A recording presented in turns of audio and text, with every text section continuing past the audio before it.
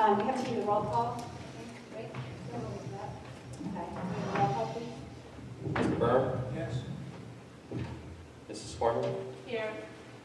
Mrs. Gray? Here. Mrs. Cassell? Here. Mr. Fry? Here. Mrs. McHugh? Here. Mrs. Richmond? Yes, here. Mrs. Shaw? Here. Mrs. Wolter? Here. Mr. Marquardt? Here. Mr. Sy? Here. Thank you. I'd just like to draw your attention to the statement of public notice. We have two times during the board meeting when there's public comment. There's one public comment on agenda items, and then later in the meeting there's one on non-agenda items or other than agenda items. When you come up to speak, could you please put your name and address on the clipboard? And I just wanted to point out to you that the meeting is being videotaped. I guess we're already up to superintendent's report. Mr. McCarrion. Yes, I just wanted to share a couple things in particular about the efforts of the district to work on the issue of the random drug testing and to raise our efforts of deterrence for students with the use of controlled dangerous substances. Of course, you know that we have been planning to have a canine dog sweep occur at Ridge High School at some point during this year. So those plans are still in the works, and we will definitely be doing that. And I also wanted to let you know that with respect to the voluntary random drug testing process, we have completed setting up the enrollment page on the district website, or I should say for the district website, and we're just piloting it a little bit before we get it out live for parents to make their selections as to whether or not they want to enroll their children grades 6 to 12 into that program. So I hope that by the end of this week, I can get an announcement out to the public about how to make those selections in the voluntary random drug testing program. We have purchased all of the necessary test kits to get the program off the ground, and we've purchased the equipment necessary to make some changes to our facilities, in particular bathroom facilities at Ridge High School and this school, William Manning, and we should be having some technicians come in and make those adjustments over the next few weeks to have the bathrooms ready to be used as well. So we're really close to getting that program off the ground, and I just wanted to give everybody a heads up about that. Okay, thank you. What if we get no response? Well, that's an interesting question. I'm not concerned that we're going to get no response, because the way the policy is set up is that in order for students to be able to participate in extracurriculars and programs at Ridge High School in particular, the parents have to respond to the selection process. Parking as well. So if they select that they don't want to be part of the program, they don't lose any privileges at all, but in order to maintain privileges, they have to at least make their selection as to yay or nay to be part of the program. So I'm not worried that we're going to get no response. It may just take a little bit of time before we can get all parents to respond, just like it does when we ask all parents to process the computer network agreement forms. Sometimes we have to chase people around a little bit to get them to complete the paperwork, but generally speaking, folks are really good about getting it done eventually. Thank you. We have one item under superintendent's report. Would someone like to make a motion to item 1? Karen, Bev, second. We have roll call, please.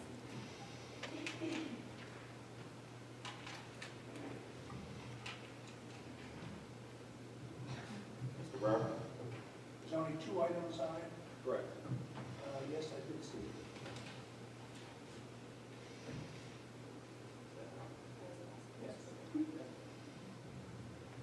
Mrs. Foreman? Yes. Mrs. Gray? Yes.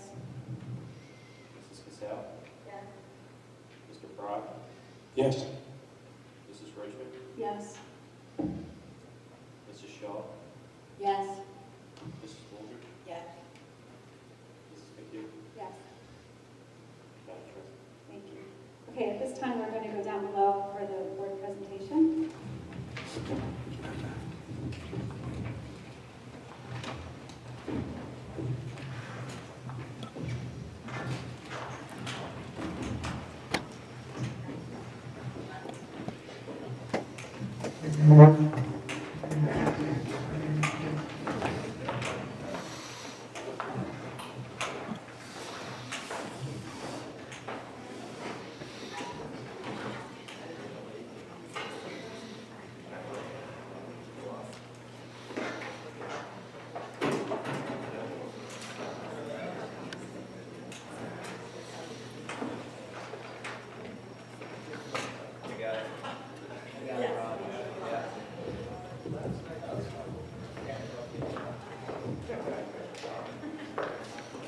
So that is not what it looks like outside right now.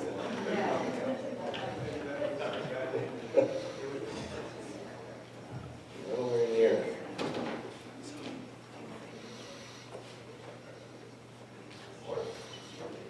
Okay, good evening, everybody. We have a small crowd tonight. Thank you for coming out here in the weather. It looked good for a while, and then suddenly it got bad again. So hopefully that won't last too long. I'm Heineman. I'm the Director of Curriculum Instruction here in Burns Township. Tonight I'm presenting an update on the Gifted and Talented program here in the district. And so I thought a little bit about what I wanted that to look like, and I laid it out as a bit of a review of what's happening in the fall, a little bit about what's happening right now, and then we'll look forward into the spring, identification for next year, and then into the future. So, what do we have going on right now? Well, for those of you who attended my presentation last year or the PTO presentation this year, will know that we're currently in the midst of our new G&T mathematics program. We are lucky enough to have two of our two gifted and talented teachers here to support me. Thank you very much. And they have been working hard to initiate this brand new program to our district. One of the interesting things about the program is, contrary to popular belief, it didn't start out with a curriculum in the true sense of the word. Right? Many programs we have in the district, we get together in the summer, we build a team, we write an actual physical curriculum calling out standards and activities and assessments. Well, the unique thing about a gifted and talented program is you're going to get kids at various levels, right, with various skills. And so it is a very dynamic program, and hence very difficult and kind of time-consuming to work as you go along. So with that G&T Math program, we're also meshed in the CML, Continental Math League, this year. So those students who were identified for that program in the past are now working in with the G&T students in the enrichment math. We also adopted a technology piece called Drexel Math Forum this year with Drexel University. The Math Forum is a location where there are problems of the week. They have an opportunity to complete those problems and submit them, and they are engaging in that process throughout the entire year. So that's something that we've added. Online, the number of online resources out there for enrichment and just curriculum in general have grown tremendously in the past 5 years. If you saw Khan Academy when it first came out, and it was all the rage, right? Salman Khan, and he was on the news, and it was this big thing. And when you looked at it, it was videos, and they were great. It was very nice. He was a good presenter and all these things. Now, it is really, a course in itself. It is really an online course. It has really become a pretty fabulous resource, and free, which is even more fabulous for a school district. Some other ones, XP Math, Khan Academy, the NCTM Illuminations website. All those are resources that the staff have used this year. And upcoming, we gave you a little kind of preview as to some of the things the students will be working on. Once again, timelines are dynamic and topics are dynamic. So as the staff are figuring out where the kids are, what topics they've covered, where they seem to have expertise, they're adjusting their curriculum kind of on the fly and working with the students. So part of the program, as I proposed it last year, was to add eventually one staff member per building. All right, so we started off with adding 2 staff members this year. And if you look at kind of the tasks, I asked them to tell me, let's put together all the things that we've worked on through the fall. I work with them every other Friday. We get together as a team and talk about where we're going with G&T. And we started looking at all the things that have happened in the fall. And you'll see there's a lot of the identification process, of course, communication, designing programs and curriculum, presenting the staff, right? Because part of this is turnkeying the knowledge we gain from a G&T program to all the staff in the building, right? Building that expertise up within the building. Creating resources for classroom teachers, because obviously even if you have 1 teacher per building, we only have 1 in 2 buildings, even if you have that, you still have limited access to students, right? You still have multiple teachers over multiple grades, was tough to get in every classroom. So you need to get some of the information from the G&T staff into the classrooms for the grades 3, 4, and 5 staff. So that's part of what they did. So recently, we started talking about, well, we're at the halfway point, and oh, lo and behold, it's conferences. Right? I think we have, what, one day left of conferences, I believe we're at. So part of the process we talked about, well, how does that work? Obviously, you have one staff member across 2 buildings with many students, many more students than a general classroom teacher who might have, say, 24, 25 students. They have more than that. And so they built up a conference schedule to meet with parents, and are, of course, available at other times. We also worked on developing a mid-year feedback form. So we wanted to put something together where the G&T staff can give feedback to parents above and beyond what normally you'd see on the report card. Right? So there's more information on what's exactly happening in the classroom. The big piece of what we did was this right here. That's kind of the big aha for tonight when I revealed the new process. A lot of people want to see, well, what's the new process going to be? I will talk about that, but getting that to be fine-tuned to a point where we like it was a very long and difficult process. We were working on it many Fridays getting together for that. Of course, more training coming up on differentiating instruction, and then trying to come to a point where we have a more refined curriculum that we can put down on paper.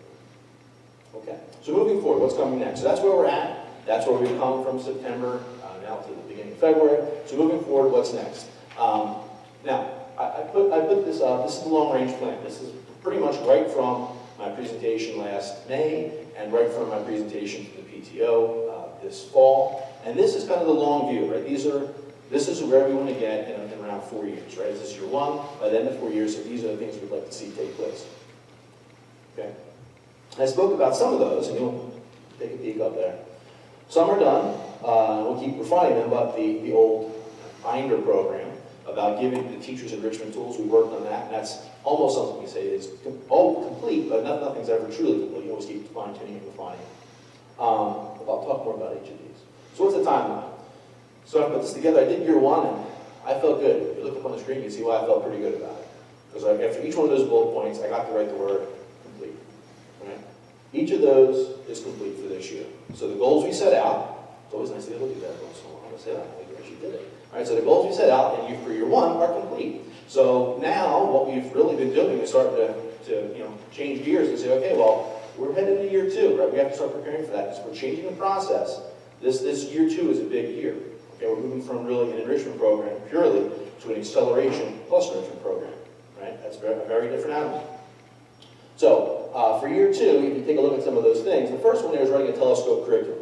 And remember what that is, right, from the old presentation. That's taking grades 3, 4, 5, and 6, right? Math, standards, and curriculum, and pushing them down into grades 3, 4, and 5. Right? So by the time students leave grade 5, they'll be completed with 6th grade math.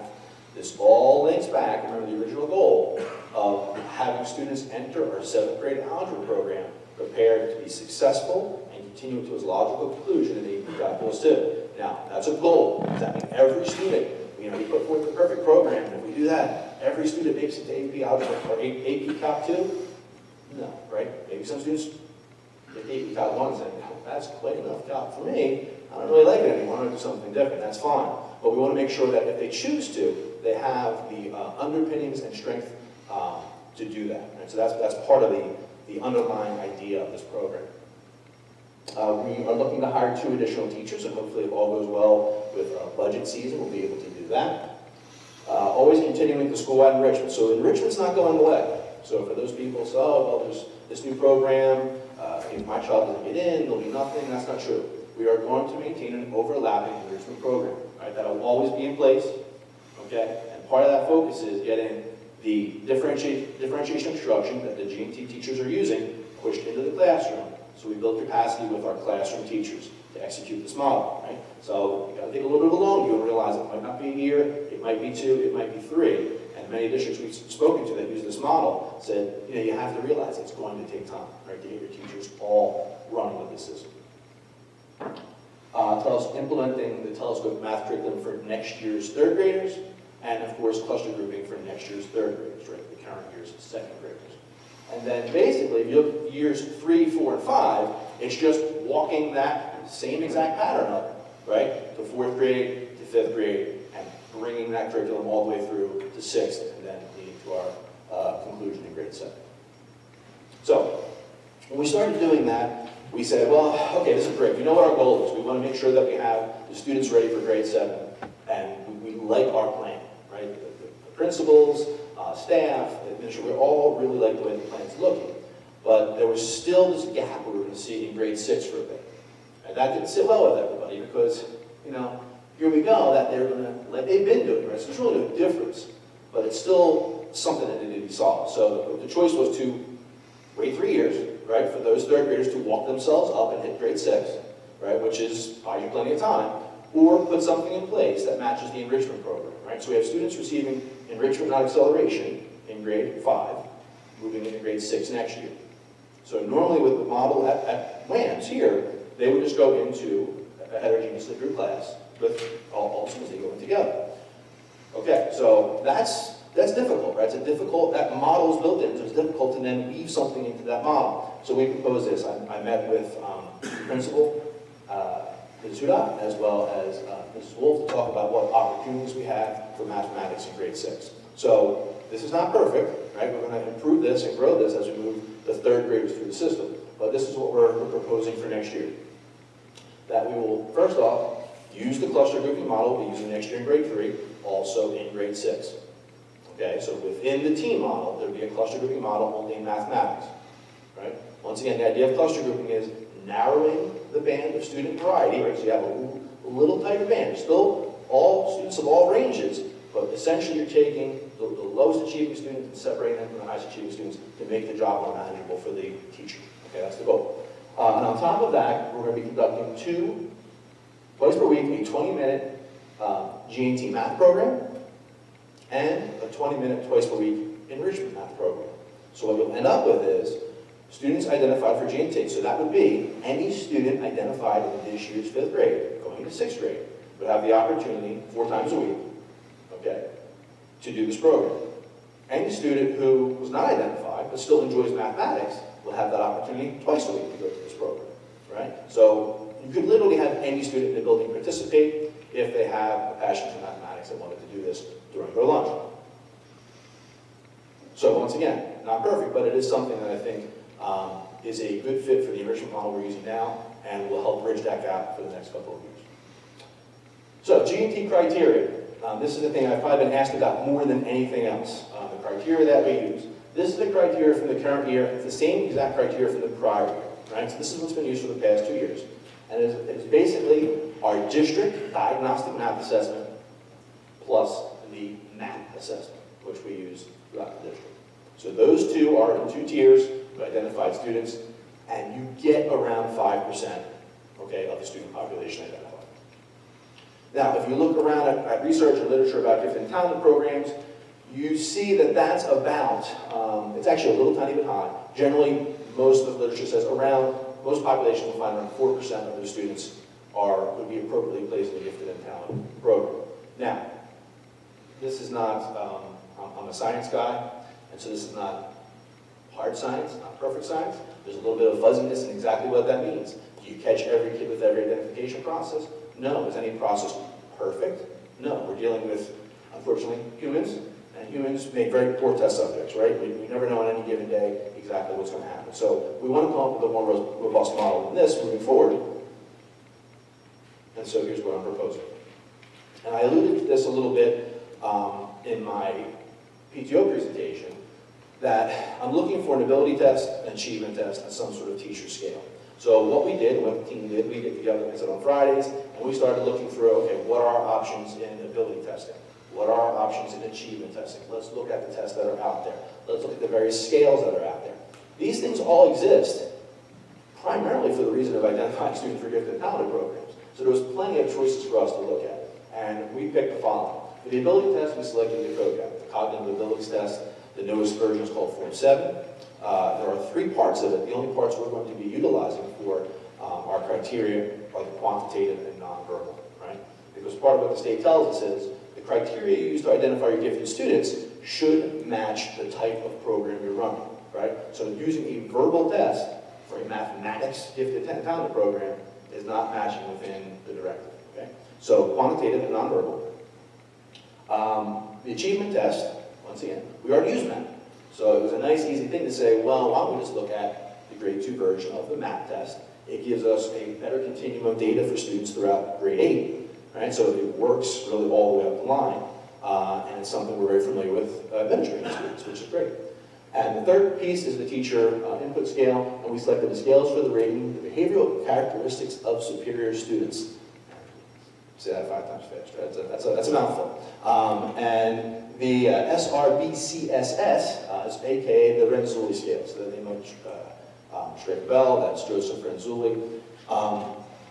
This, and I'll tell you a little bit more about it, but this is the third piece we selected. So we wanted a teacher input portion of this criteria, right? We're going to teachers who know the students best, who see them every day, to be able to say, here's what I'm seeing in the classroom. I know this is what these tests are saying, but here's what I'm seeing, right? And make those mesh together for the criteria.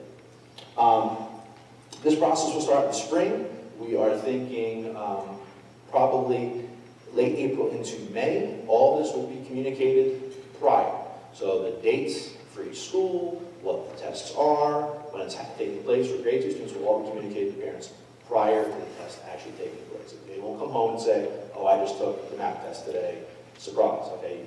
It will be clearly communicated in each building.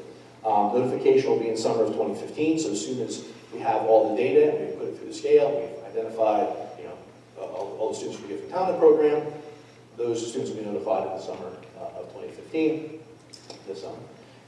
And there's no new identification for grades 3 through 5. That's the enrichment program, right? So now what we're doing is we're taking our new acceleration plus enrichment program and walking it up as the students in the current enrichment program are walking their way through the end, right? So we're not identifying more students for the old program. We've already had 2 identification processes, right? So every 5th grader has had 2 processes, 4th graders have had 2 processes, 3rd graders have had 2 processes to go through for identification. So we feel like we have a good population of students for the enrichment program, and we're going to phase them in, hopefully up into the algebra program at Waynes. So quickly about each test. The COGAT test, Form 7, this one, right off the bat we liked it because we have used it in this district every year except last year, right? So this has been an assessment we've always made use of. It's very well liked by the building administration. I think it gives a good view of the students' abilities when they're making decisions about student placement. So they were very happy to see we would consider using this for our criteria. It is, like I said, commonly used to help districts identify students. So this is basically what this test was designed for.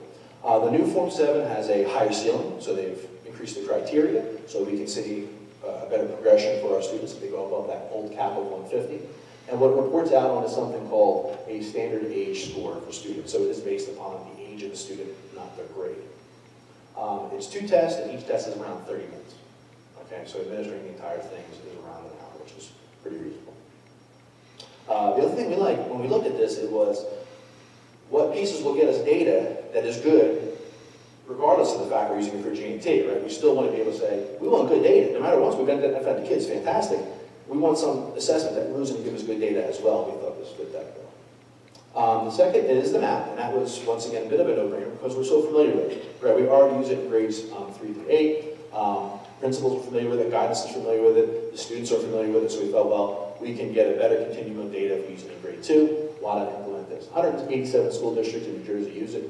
And part of what this MAP assessment does is tell a student where they're ready to learn. It's adaptive. So if you keep getting questions correct in the MAP test, it will keep giving you more and more difficult problems until you hit a wall, right? Which is a very good model of assessment. Adaptive assessments are very good models for students, okay, in GT programs, because they can push that ceiling as high as they're able, okay? Once again, using just the math portion of it. There's a math and ELA portion. We'll only be using math since it's a math GT program. The math portion takes about 50 minutes to administer. And the last piece are the scales. Now, we started looking at a bunch of different scales, and we looked at some historic information from our district and our old one, the first got here like 10 years ago, GT program. And when I was going through it, we came across, oh, here's the scales we use. We use the Renzulli scales in that old program. Now, these are new and updated. There's a new research-based model of scales.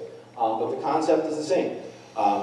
Teachers look at behaviors students exhibit. They rank those behaviors, and that gives us a score. Now, part of that, obviously, is training teachers, so that's something that we've been working on, is how we set up training for teachers, when we're going to get them trained on how to conduct the scales, and then complete them, okay?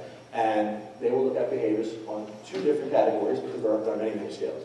So we selected the obvious, which is mathematics, and that looks at interest and approaches to solving mathematical problems and ease in understanding mathematical concepts.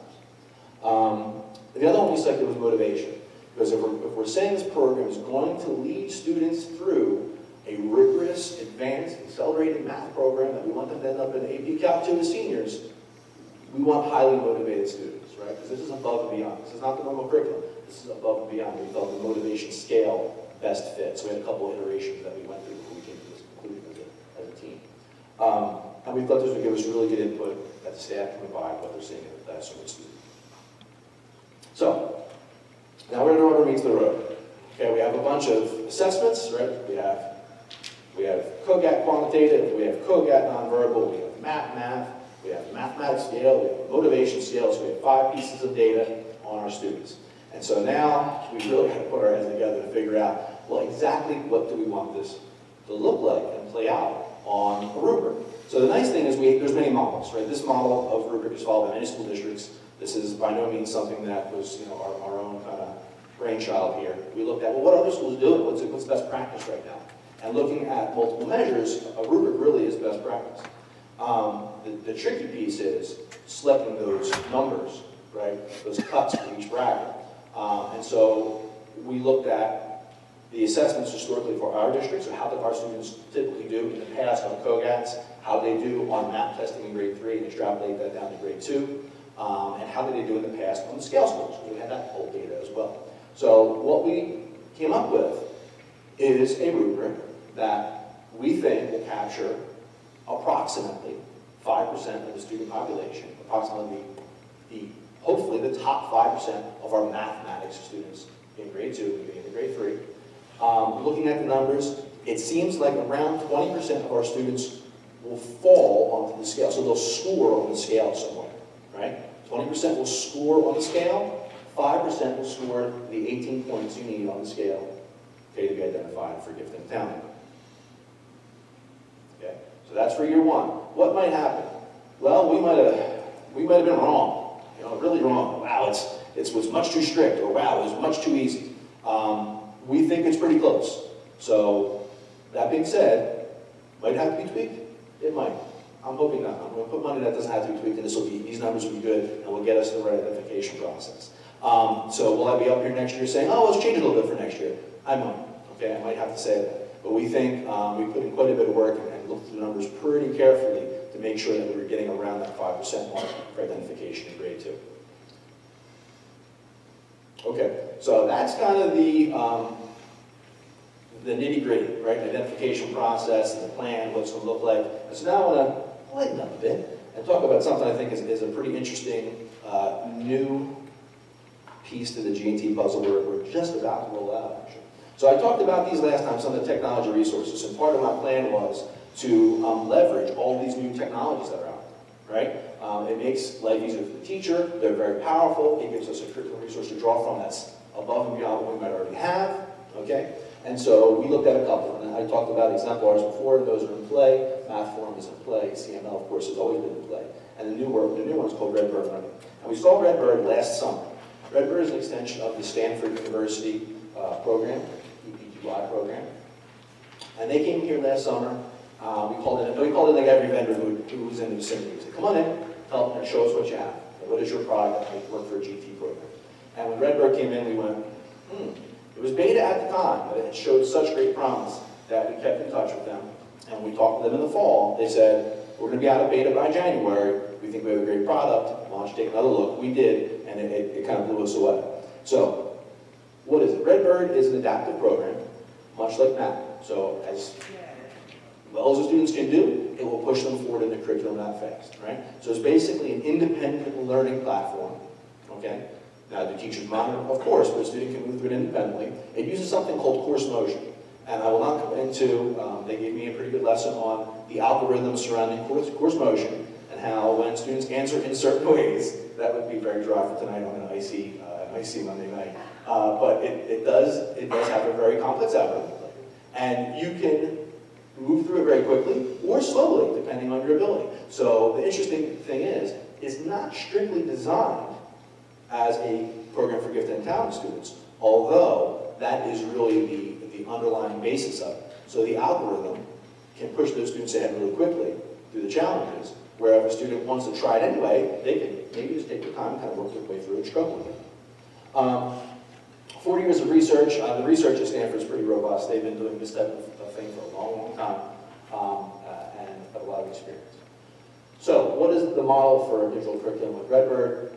So this is their process. This is me just sharing it with you. So this is their model. We engage. So you start off with understanding, right, using different modalities to have students understand the math underlying the concept that we're talking about. They're then going to apply that through practice and games. There's a multitude of games that they use to practice their knowledge. And then finally, they create. So the last piece of it we right at the back caught my eye because it was very STEM-centric. It was about doing something with math. I was the math student. I loved science and did not love math when I was in high school because I really didn't understand what I was supposed to do with it. Okay, okay, great. What do I do with this now? So in science class, clearly, here's what it says. Here's how I use these things, right? So part of what this program is trying to do is show students, here's the principles you've learned, let's practice them. Here's a real-world challenge that you can apply those math skills we just practiced. Now, of course, they are created. They're not exactly something you would do, but they really call into play all those skills that they learned. So we thought that was really powerful and interesting. Now notice a small font, and I will have this on my website. It's posted, I think, to the board of that website as well. But basically, you have 7 units at a grade level, 56 total, and 3 to 10 lessons in each unit. So you have around 50, lessons that are going to take place for each grade. And we have access to the whole thing, but only for a limited number of students. So right now, we're just using it in grades 3, 4, and 5, and you can see the concepts. Now, if a student is in a grade and they move past, they can begin the next grade. Okay, they can keep moving through the curriculum, right? It does let them do that. And each grade has multiple themes in it, which I think is very interesting. The one we looked at mostly was grade 4, and you'll see there are multiple themes. So you have energy sources, bees, satellite design, food chemistry, audio engineering, self-driving cars, and emergency response, right? So try to keep it very current, use a lot of resources that are very modern and timely. The red are the highlighted STEM projects. So the one that I'll show you some slides of is the satellite design, which we thought was really fantastic. They actually, when you get to the end of that unit, part of what you do is look at kind of the trade-offs between when you're building your satellite, right? There's things that are counter to each other. If you add more weight, you need more satellites on the ground, you need more power, right? Fuel probably to burn. Fuel has more weight. So you get into these quandaries of, well, exactly how do you design a satellite where you can balance all these things, and students have to consider all that. So I'll show you some slides. So basically what would happen is they would go through this lesson, they'd be practicing the math underlying it, they would play some games, and this is all not in one session, this is over multiple sessions, right? And when they get to the end and they're ready for the challenge, the algorithm says, okay, boom, and it unlocks this STEM challenge for them at the end. So these are all locked. You might have seen websites where, and kids are very familiar with this, by the way. It is what they call gamification. In other words, it is like a game in the fact that you need to unlock the next level. Some of you on your smartphones probably have games where you need to unlock levels. I know I do. I know my wife does. Candy Crush is so this is just like that, where we'll lock that level and say, no, not yet. You need to do practice and pass it. When they do unlock it, it starts off with several videos. Some about just generally about satellites. One always with a person who's a professional in the field. In this case, it was a NASA scientist talking about satellite design. And then some more general information here. So kind of like catchy stuff to get them into what do we have to know about satellites? Then it gives them a goal, or just a general goal. You're going to design a satellite to monitor hurricanes. That's what we're talking about. And it gives them some constraints.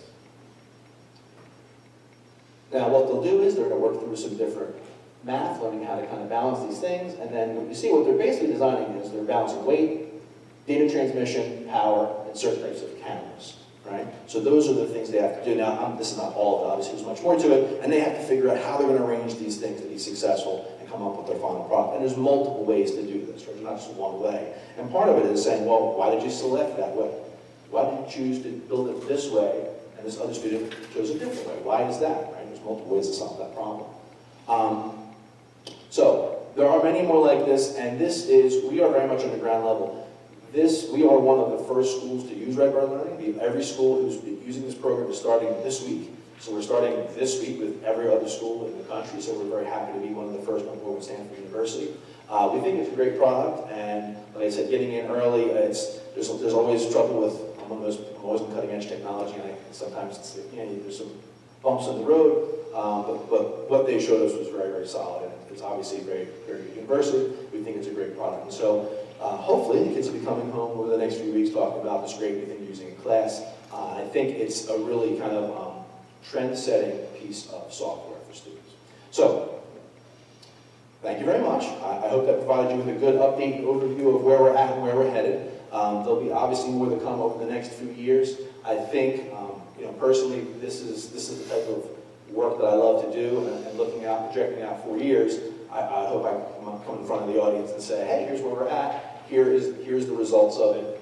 Here's the success we're seeing, and we're happy with the program. So I think I'll be able to say that in 4 years. I can't wait to come back and do that. So, thank you. Any more questions for Brian? I have a couple, but Yes, sir. cluster group. Yes. Describe cluster group. What is it? What's the word? And then I have comments. Okay, so this was from what I presented in May last year. So cluster grouping, remember, is a strategy by which you're trying to enable teachers to use differentiated instruction. And that is, we can all agree that the best way to teach students is teach them to their level, right? Where they're ready to learn, that's where you want to teach them, right? If they're ready for a challenge, that's a challenge you provide. If they need more support, you provide more support. Okay. Yeah, I said, see, I should have done that. Okay, and so what we're trying to do is narrow that down so teachers are more able, okay, to meet students where they're ready to learn. So what we try to do is, instead of having your gifted students in a classroom with your students who are far below average, right? So essentially, you have to start thinking of this group and this group as the same, right? These students have challenges because the regular level of curriculum doesn't meet their needs. These students have challenges because the regular level of curriculum is too difficult, they need supports, right? Those are the students who require the most one-on-one with staff. So what we try to do is separate them out, then evenly group the students in the rest of these sections. Now, this is research, this is not Brian's model, this is a research-based model. The University of Connecticut, University of Arizona, Ball State, it's been well-researched, there are a few books on it, and there are several schools in New Jersey using it successfully. So I think it is a good model because not only does it provide the G&T students with what they need, it really empowers all of our staff. So my goal in laying out something like this was trying to raise the level of instruction in all the classrooms. They're separated from the other students. These students, the gifted students, from the far below average students. But they're also separated from 2, 3, and 4. Yeah. 3 and 4 are in one class. Right. 1, 2, 3, and 4? 1, 3. Right. Yeah, these students are in every class. These students are in every class. These students are not, the high achieving are not with the gifted. The reason for that is, research shows when the high achieving students are with gifted students, they don't participate as much, right? They don't achieve as well. So when you take the gifted student out of the classroom, achievement, show growth and achievement for those students as well. Okay, now I have a couple comments. Okay. I don't happen to agree with this program, although Brian, I accept all your input. I want to talk about Malcolm Gladwell, and I think it's the Outliers. And they take the Canadian hockey players in 6th grade, I think. They have to be born in January or after, and they're put on the hockey team. And by the time they get special treatment all the way through, by the time they get to the professional hockey players and you ask when they were born, the answer is January, February, and March. Nobody born in November or December because they're too young when the testing is taking place. So even if the Canadians changed 2 hockey leagues, if they had for the little kids, one January 1st, one July, they could probably double the number of professional hockey players. I don't like singling kids out, particularly in second or third grade. I want to help all the kids. In second and third grade, I'm bothered because if you have a tutor, or if the parents are really working hard with the kids, those kids have an advantage. Then they're not tested again, and they continue in the program until 8th grade. The other student who doesn't have that aggressive a parent, and isn't pushing as hard, or doesn't have a tutor, doesn't get that same advantage. And I'm going to argue that it's all the kids we should be worried about. Every year they should requalify. And every year the one should get a chance and an opportunity to catch up. Because Gladwell shows clearly that the hockey league, if you give the kids more attention, they're going to do better. I don't want to handicap the kids in the middle. And the kids in the middle gain tremendously from the smart kids in the class. I always knew who they were, and I always wanted to talk to them. Because they were going to show me how to do the problems. And when we got all done, I was going to beat them. Because I was going to work harder than they did. And you're taking that away from them because you don't give them the access in the classroom to the smart kids. I think I'm done. 187 schools in New Jersey. By the time you get to 187 schools, the bottom end is not worth talking about. I might be interested in Melbourne and Princeton and some of the better schools, but 187 doesn't mean much.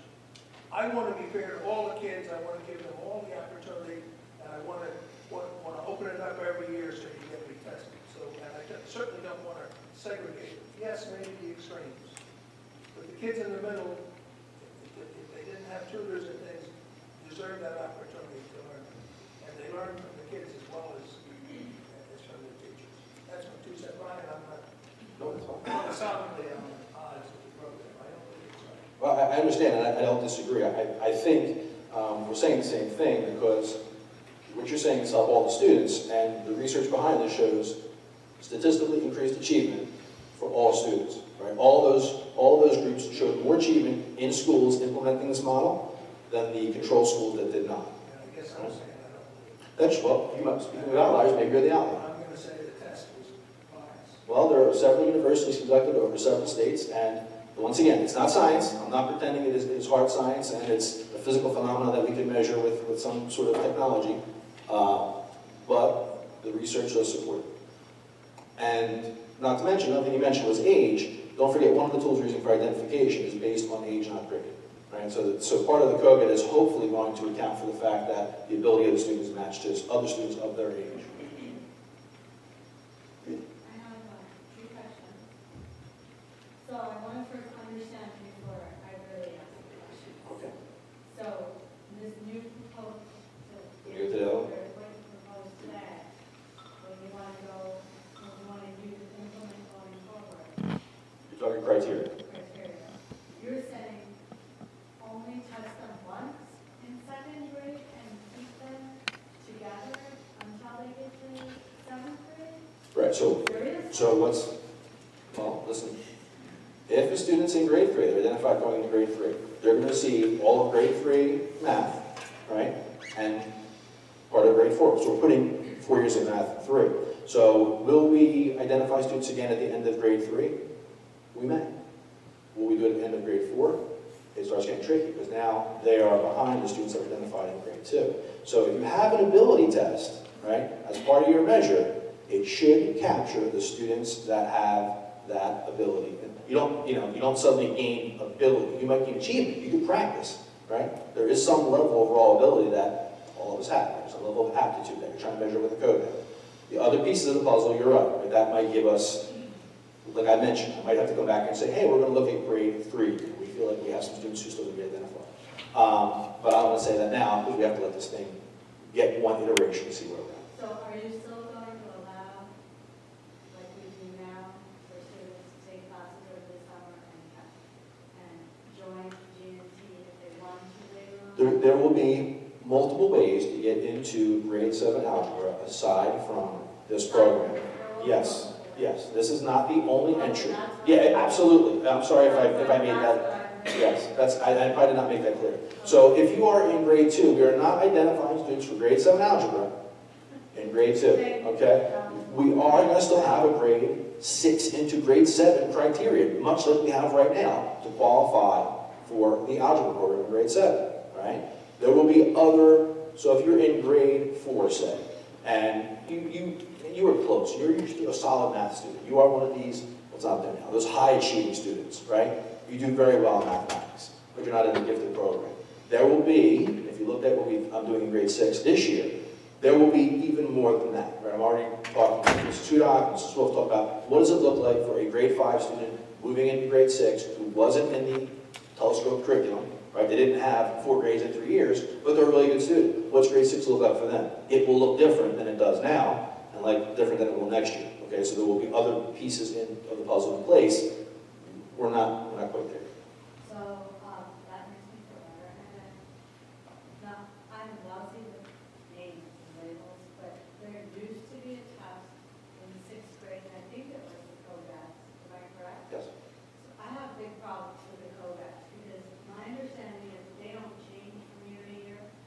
We had a teacher, Kid Lang, there were kids in the community who had it, they were practicing the COGAT test before they were taking it. What test was it? That's what I'm asking, so what test was it? Was it good? What test Oh, okay. was it? We don't use that. We do not use that test. But But the test changes every year, so nobody could. well, it's a secure test. So does it change every year? No, it does not change every year. The forms change every, say, 2 to 3 years. They use a new form. So the form we used to use in the district was Form 5. We're currently on Form 7. Okay, so there is a new form of the test, but it is a secure test. So I just want to make sure that it can't get out in the community, that some small group Well, have access to the test. Because I right. got it one year and it wasn't. I can't be the police, and I would hope that people don't steal things and cheat, but It already happened. it is a tool that is commonly used in many, many, many schools. It's not an unusual. And the last question is, before, there was a limit. So I think most of us know the 4 elementary schools, one of them tends to do better than the other. So if you take the top X% of every school, that one high-achieving school, there are students who probably would have gotten the program if there was some other elementary. Well, So are we taking that out? well, of the that, picture? in our current system, that could happen, Right. right? If you went to all 4 schools. Now, it doesn't because you do each school individually. If you put them all together, it could. This But system, if you did each school individually, a student who didn't make it into team in one high-achieving school, that same student would have made it. right, but this is going to be, this is a district-wide, so the 18 points is 18 points, right? District-wide. That's the cut score district-wide, exactly. So it doesn't matter what school you're in, you need 18 points on that rubric this year after taking those assessments to be identified for next year's 3rd grade GET board. I'm good. Yeah, I was just gonna say, so one school will have more clusters than another school. Absolutely. Yeah, and generally you run a cluster up to around 8 students, then you start a second one. And so, you know, if this one school identifies 15 students, they might have 2 cluster classes in 3rd grade, each one with 7, one with 8, and another school might only have 7, and they'll have 1 cluster with 7. So you identify as many students that are able to meet that cluster. So my one question is kind of on the same lines as you brought up about just the flexibility of the system. You know, like students in the district or whatever, I mean, but you guys discussed at least the flexibility. It's like, if even if they were here already, if you showed up and you're just also Right. And we're doing that now in our system now. We've had students transfer in, and you take a look at their capabilities. The nice thing is the COGAT does have a screener test. So there's a short version of the COGAT that is reliable, right, compared to the regular COGAT. So you can administer this quick version of the COGAT to the student, and they have the same thing with the math test. So we can do a quick version of the math test. And even if you did the full version, we really weren't talking about maybe 2.5 hours total of testing. So it's not like you need to do a whole lot to come up with a score. And the difficult thing is if it's, you know, in future years, that would have to, those scores that I was showing, they'll have to change, obviously, because they go up over year to year. So we have to change it. But for a second and third grader, these would be the scores we would have.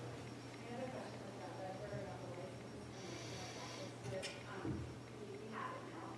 At school, and other kids who go there identify and choose to come home. They can use it from home, but we only have enough licenses right this year for students that were identified in the program in grades 3, 4, and 5. Now, part of what my plan will, if it's as good as I think it may turn out to be, this is something that we may want to consider as a district-wide initiative. You can move, generally, in the software world, you might have a license model, or you have a district model, or a school model, so they do have other models. One of the nice things of getting it on the ground floor with the company is developing that relationship with them, growing with them. So if you happen to pick a winner, and I think we did, and being backed by Stanford is not a bad thing, that is a nice place to come in and say, hey, we were there with you. Let's kind of, we're a really good district in New Jersey. Work with us. You can kind of use us as a model, and let's look at something reasonable we do for all our students. So I think it's something, if you looked at the layout, for the grades, it goes all the way down to the primary. So I think it's a really good tool. And you can use it from home. They have their lobby. Now, depending on the program, we have to decide, obviously, if you say, hey, we're going to start using this, the kid comes in, I did it all weekend.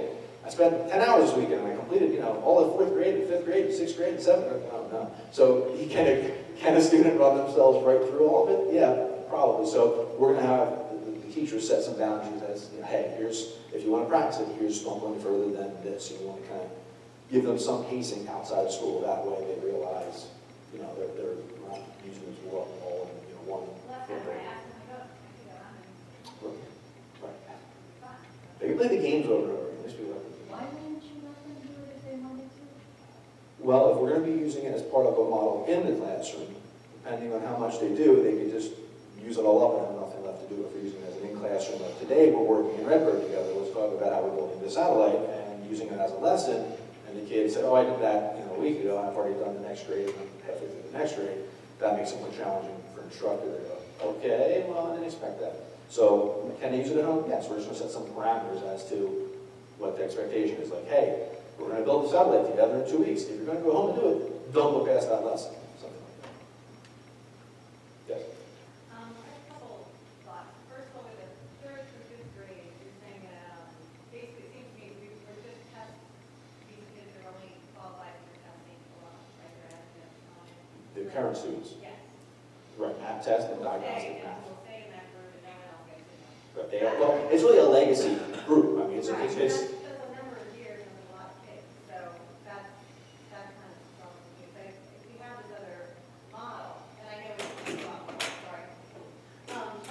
It would be a lot more to add in, it just seems like that's difficult because you've got, it's just, numerical and we all agree with teacher input to support that. One thing, and then, I think it sounds great, Redbird sounds wonderful, and I think it's great that we have this accounting program. I do have concerns that we do tend to spend a lot of time on a bottom group that needs extra remediation, and this sounds like a wonderful thing for the top group, but we all have concerns in the middle. And I know what you're saying, it may help them because they get to be, get more attention, but still that's a concern. It sounds like this wonderful program is not, we're bringing it, so there's a little bit of. with Redbird. Right, Yeah. right, because it sounds fantastic, but it's only. Right. So, a little bit, maybe it'll expand it, but that's a little bit of a concern. And I also, I'm thinking about how you get to algebra, in the 7th grade. And now there are kids who qualify who probably wouldn't even identify, right? A lot of schools that I have. Lose the interest of those. I'm just afraid that we're going to have this little elite group that moves along, and that's going to maybe siphon off some of the interest and talent on the other students who can actually end up there too.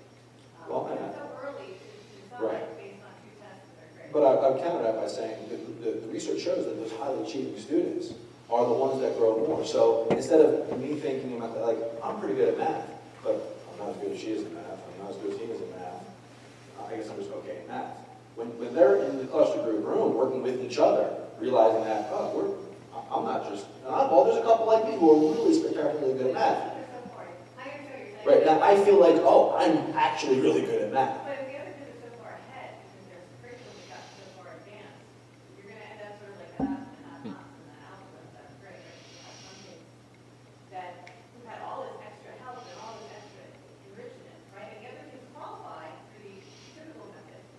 And they're going to be in a whole other planet, basically, from those other kids. And there's, and this is one, and then the final thing I think is, give them challenges in this math. I think we're making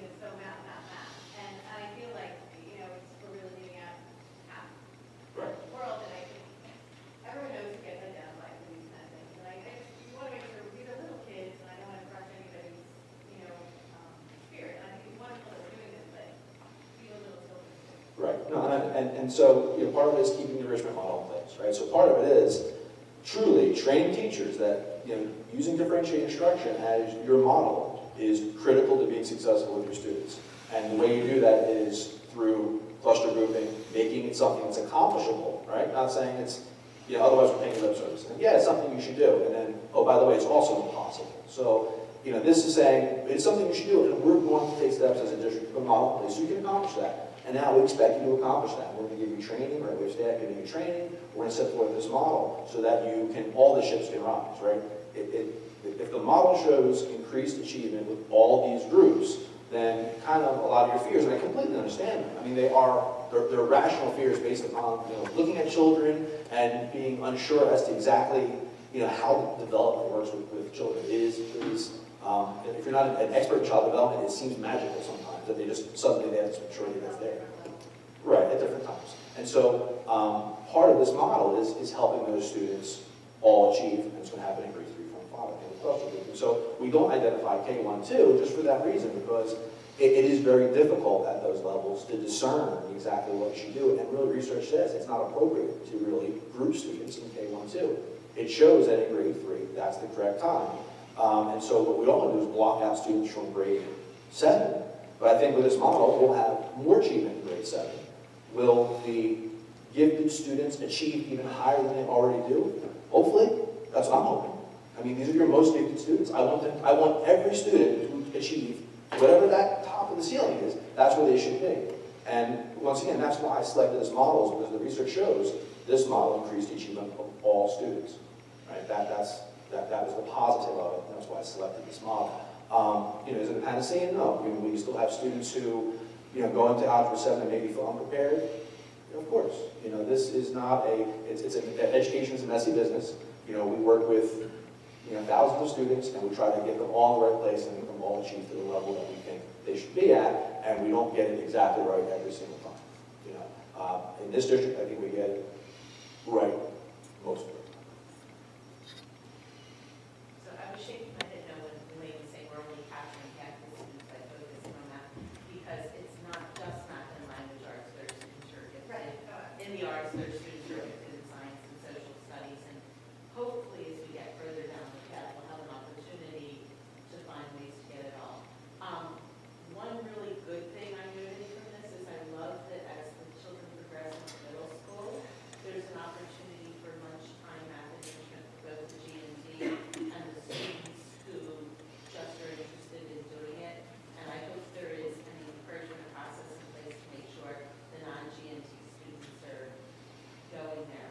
I'm going to ask a question, not that it would ever happen in our district. We talked about students matriculating in who could be put into G&T post 3rd grade.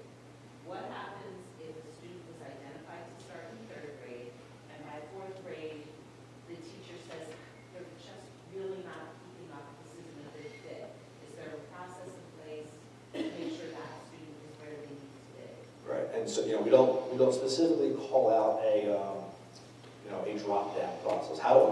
Get me off this crazy thing. Like, it's too much stress, the kid's very upset, it's not working out, it's not emotionally correct for them right now. So social emotional development does not always match up with cognitive development. So you might have students cognitively prepared, but social emotionally struggling in that class, and so what do we do?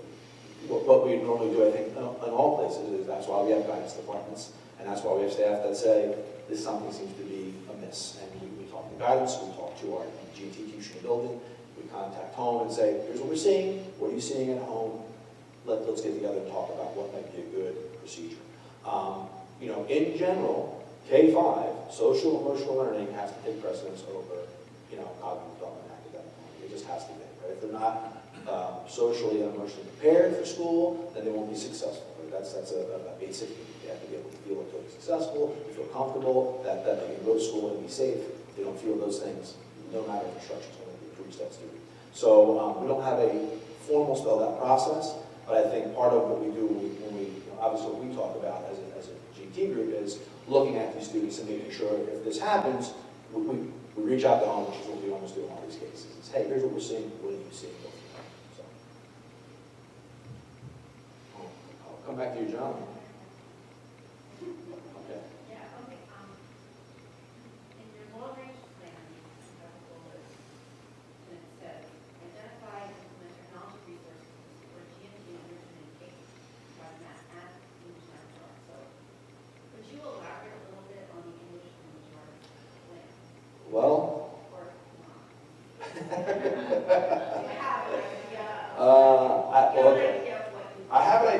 want to do something. How's that? Does that sound very vague and very weak? Nothing at the moment. Nothing. There are, even I have limits and capabilities.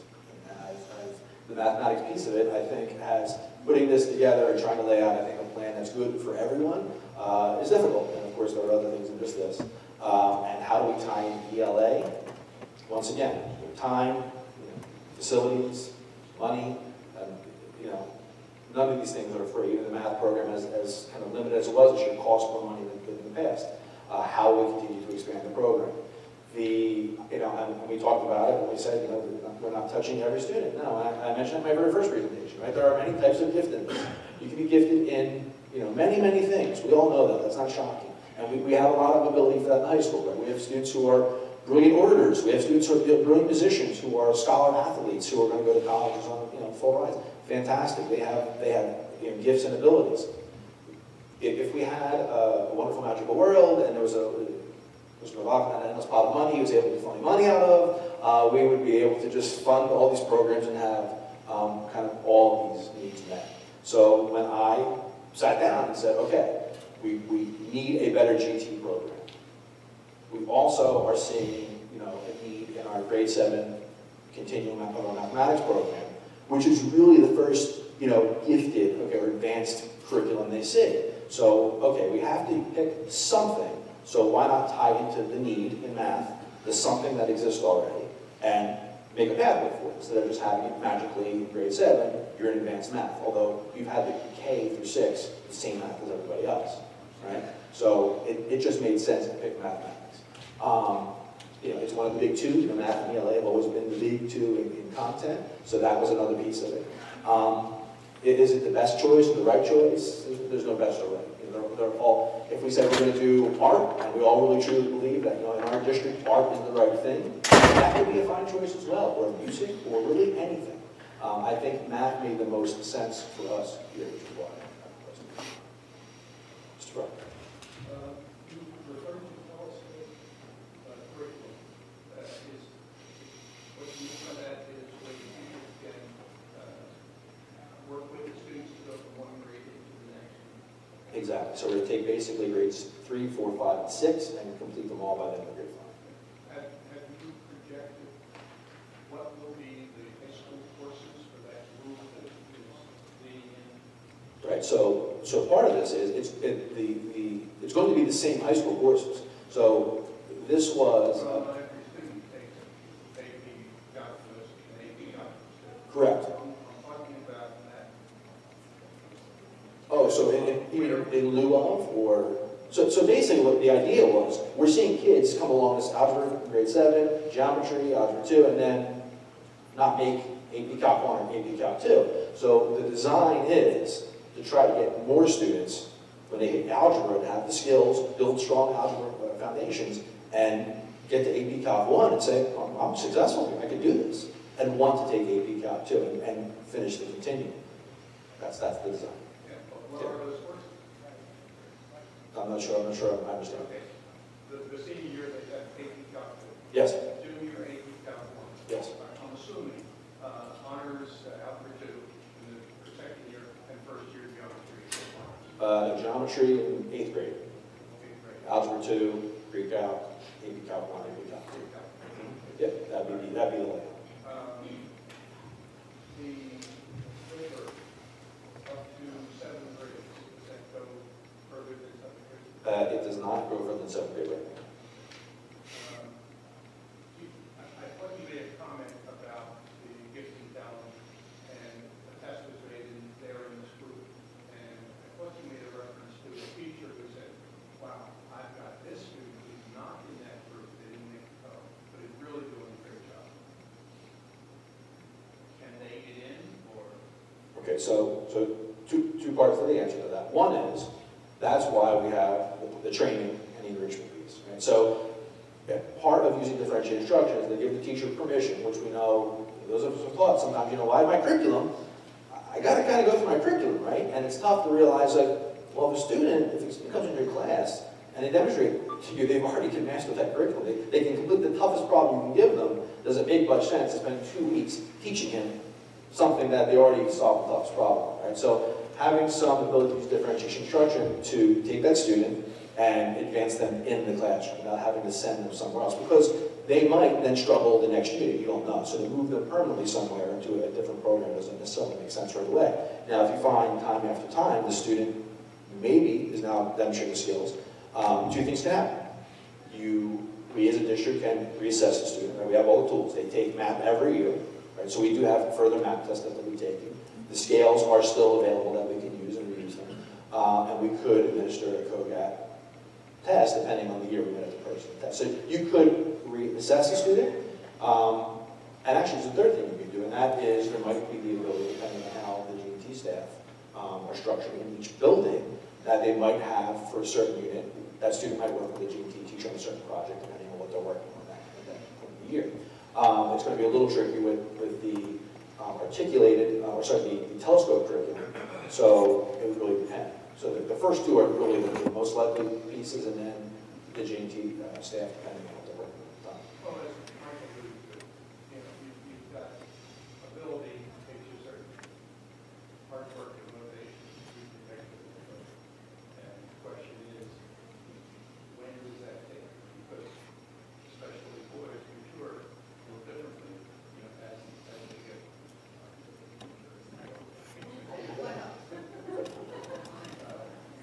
They come into their own as they get older. Right.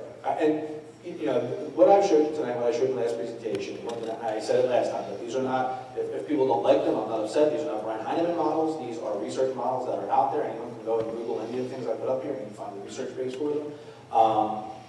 They are what I thought matched best with the needs of the district. And so research shows they're effective. They're used in other schools. Other schools believe that they're effective and are working very well. Are any of them perfect? No. I come to the understanding in my life, there's nothing's perfect. I try to make it as good as I believe it can be, and I think this model does that for us.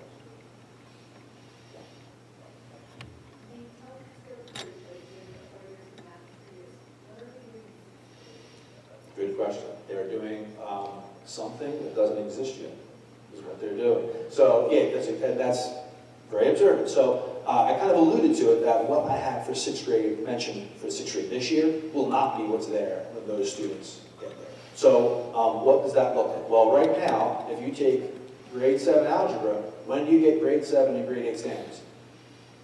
Do you have an answer?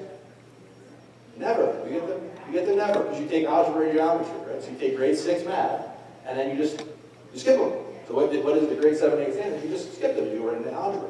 And so part of what we think might be the problem with these students in grade 7 algebra is they truly meant, although they might be skilled in mathematics, they didn't have exposure to 2 years of standards, right? They never received them. Now, some of them might have done them on their own, like you mentioned, maybe they had a tutor, or maybe they just go online and are doing content, whatever it might be, but not every student. So the question is, are we losing those other students, right? Because they are not getting that additional 2 years of math curriculum. So what will grade 6 look like? It'll probably be some combination of grade 7 and 8 standards in grade 6. What exactly that looks like, we still have to build the telescope curriculum really to decide what we're going to look like.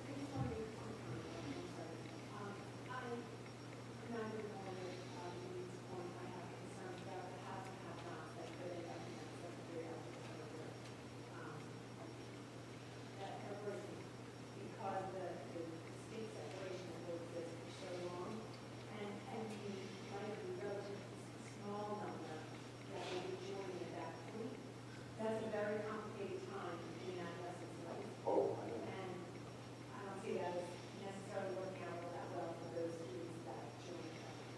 So I don't know. Well, right now we have a giant cohort of students joining kind of blindly out of 6th grade with no direction, no background, losing 2 grades of standards. So I can't see this as being worse than what we are currently doing, which I think is not a good practice. Talking about individuals who tested from 6th grade, 7th grade, the way it happens now, they will not have been together in some sense or fashion for the prior, well, certainly not for 3 years of elementary school, because that will be by building. But then for 6th grade, just like 7th grade algebra is now, there's 2 or 8 sections. Those kids are together more. So when you get to that point where someone who hasn't been with any of them for 3rd,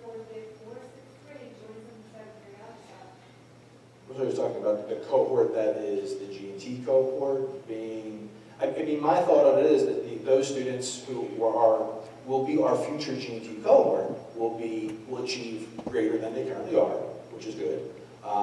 And the students that are not in that still should be in the other groups, hopefully using the right models of differential instruction and the training we provide will also show the growth that the research shows they'll have. And so they'll all walk into grade 7 algebra with better tools to be successful in mathematics, more so than they have now. But you're missing the part of the second class citizen label that's going to get put on those kids from the kids who've been in the program the whole time. That's what we're trying to get at.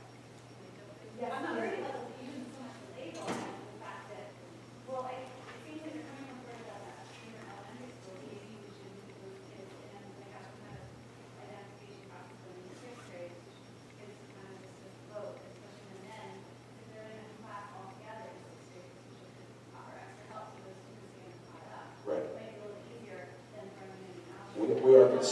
We're considering other years of identification in the future. Right. Yeah. But we don't want to make, I mean, it's to make that call 3 years out, I think is a little bit It's premature. going to make sense to try to identify all the kids who end up, not all, not as kids with talent, might apply to funnel, the kids who ended up in algebra, seventh grade algebra, earlier on, or identify them earlier, so they get the same kind of help. So he's like a bigger, he has a kids with talent, but then he has other nerds who are also. You don't want to have seventh grade algebra, have kids who have all the extra enrichment, and then these other kids who are maybe just a little bit lower, and we're supposedly getting wonderful help because they're in the, high achieving group, but they're going to be way behind a lot of the, because they just haven't had that curriculum. I just wonder. Okay, I'll counter argue this. They might be behind, but still further ahead than they are right now.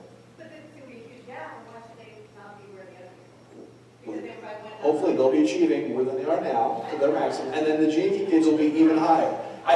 If there's a gap between students, we can't close every gap, right? I think we have to come to the conclusion that there's a gap now between those students. Yeah, like I said, it's not perfect. I'm not saying it's perfect, but I think if we can make every level of student increase, I got to call that a win. Say, is it, are the highly achieving students going to grow as much as the gifted student? I mean, I'm sure there's people in this room that I'll never be as good at math as many of you. That's just the level of ability maybe I have. So there's a gap. If we push me as high as I can go and push you as high as you can go, wherever that ceiling is where we want to get the kids. It's always going to be there. The question is, are we getting all our kids to that ceiling? So that's what this model is attempting to do. I can't close every gap between every student and say they're all going to be in the exact same place come grade 7. Can I help you? So I think everybody likes the idea of the sixth grade lunch, right? So if we could have a similar kind of offering in elementary school lunch, would that help for that high achieving student who may be motivated to, because just because you're high achieving doesn't mean you want to do that. I know people who got in the CMO and chose not to be in it, they just didn't want to do it. How did it happen? So the students who don't get in and want to do it, could we do that in elementary? Like I said, we can do, I try to create a program that has some level of austerity to it. If we're going to have someone teach, the more we do those types of programs, the more difficult it is to just not have them incur cost to us. So if you're saying that we would love to see that type of program, I would say fantastic. I will talk to the team, we'll talk about what that might look like in grade 5, but then, there is the eventual discussion about how do we fund that program. I do have 2 more questions, if you're done. The new students that come to our district, will they be tested immediately, or you're going to subject them to 1 year or whatever? Not a year, but a cool down period. We're talking, 2 months, something like that. Yeah, like, I would like to get them tested, just to Yep. get somewhere where they truly need to be. And then, so I wanted to summarize what John and I think Bev were saying. It goes both ways. If a student should be in GMT and didn't get in because of some bad day, they got a bad score, they didn't get the points or whatever happened, then or they emotionally develop so that they should be in, there is some way to help them, right?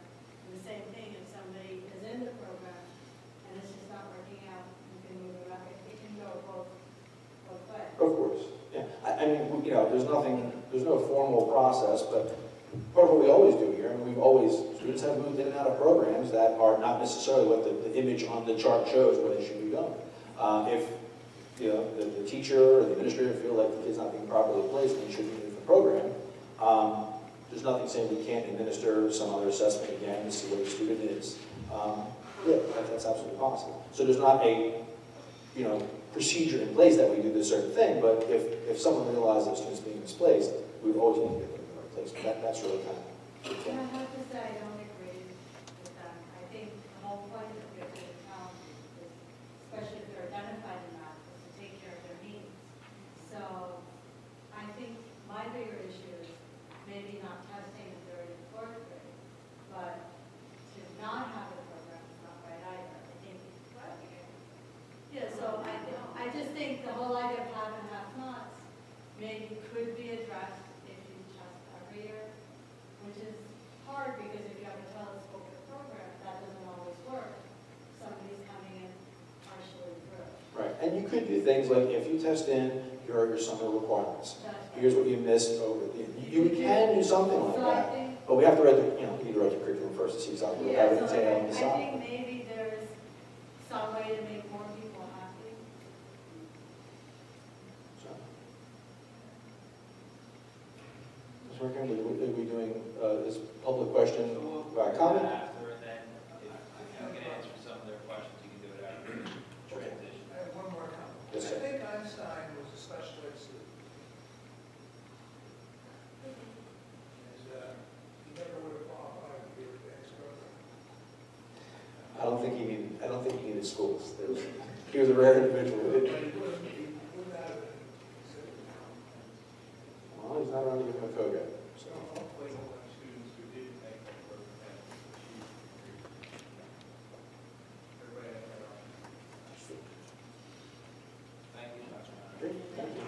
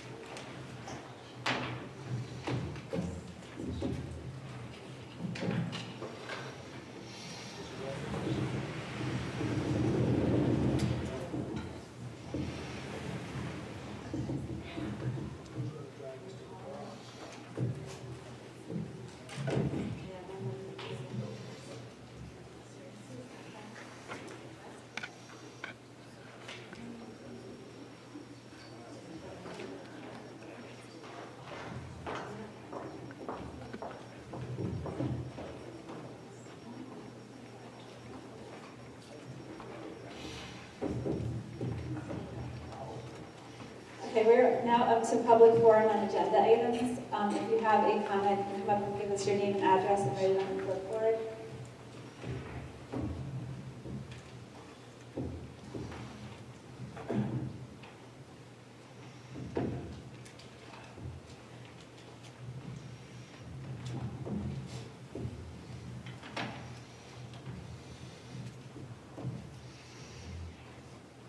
Good evening. My name is Terry Faltis, Laurel Lane.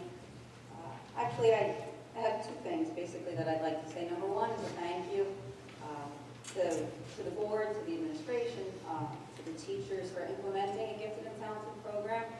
As a parent of a 9-year-old third grader who's in the program,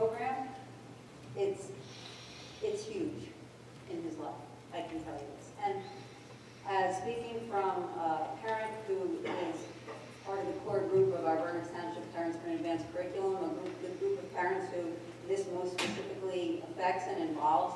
In speaking with these parents over the course of this initial implementation, I'm telling you, we're loving it. I'm telling you, this is perfect. This is exactly what these kids need. I mean, my son comes home, he loves working with Mr. Persilli. He gets to work with a group of peers that he wouldn't normally get to work with. He sees things that he wouldn't normally see. He doesn't have to sit through a curriculum of things that he already knows and has mastered, because he gets to see this new and exciting thing, you know, information that gets him excited about school. And I can tell you, I'm not the only one that feels this way. And I'm even talking about the kids who are the bright kids, not the kids who are pulled into this program. The other kids are shining too. So this cluster grouping, it really, really works on a social level, on an intellectual level. It really, really is working for these kids. So I just want to, you know, say thank you again to Dr. Heineman for implementing this, and that it's great. And I just want to make another comment too, that I think maybe part of the misunderstanding and maybe some of the concerns that the board is having about the haves and the have-nots, I think part of it is maybe just an understanding of what these gifted kids are. I mean, there's a big difference between a kid who's gifted and a kid who's bright. They have different needs, and they need to be handled differently. They need to be talked to differently, and they will just explode. And in the few months that this program has been in place, these kids are taking off. I'm telling you. My son comes home. He's excited about what he's learning. He's talking about being with his friends and working together in these groups on these things that they're doing. I'm telling you, it's amazing, and it's really, really working. That's it, really. But really, I know that because it's a miserable night, we did ask some parents to come out and voice their opinion on how happy they were with the program. And unfortunately, I think the weather kind of kept a lot of them away. But I can tell you, I'm not just one voice. I mean, we have over 100 supporters initially that have been walking with us through this whole process before the Gifted and Talented program was implemented, and a lot of us are really, really thrilled. So, thank you.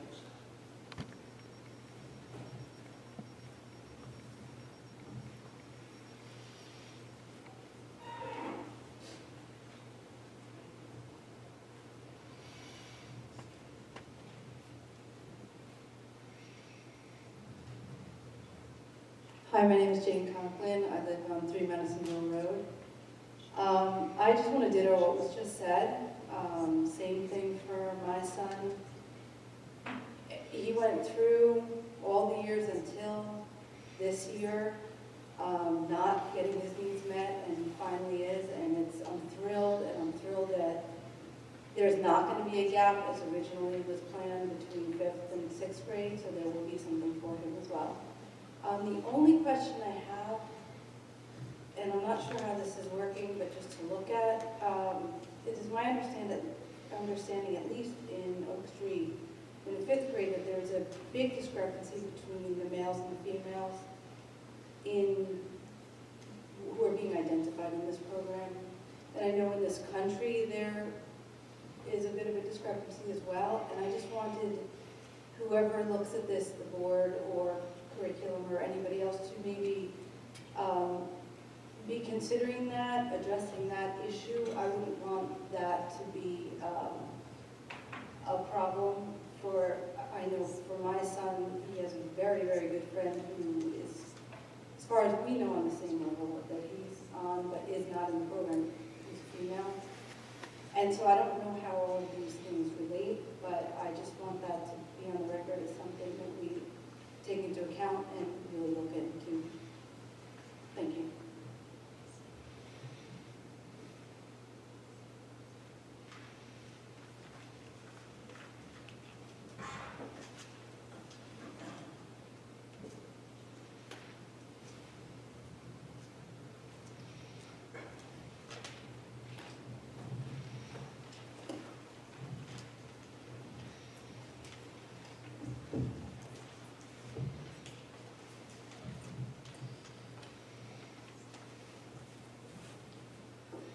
Hi, Ken Swan, 60 Linden Drive.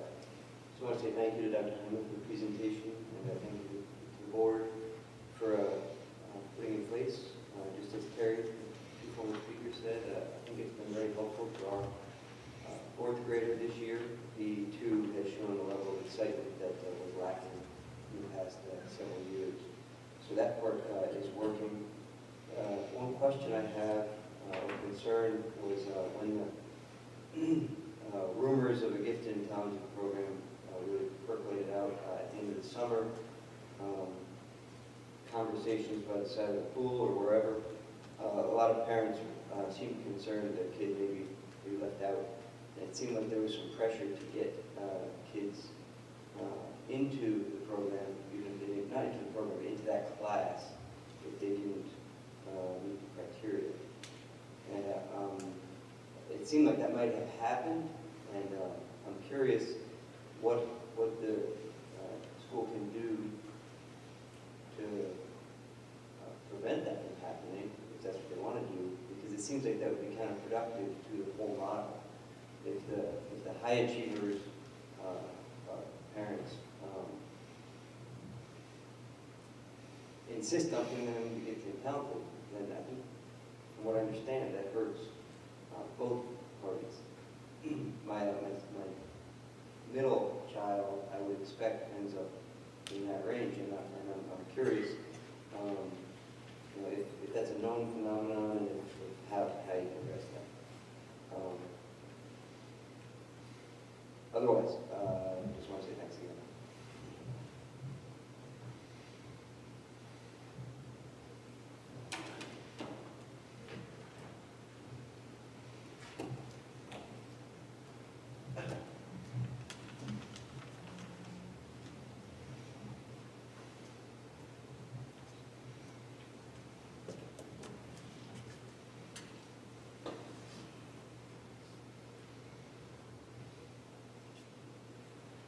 Good evening, Matt Chinelli, 105 Burner Drive.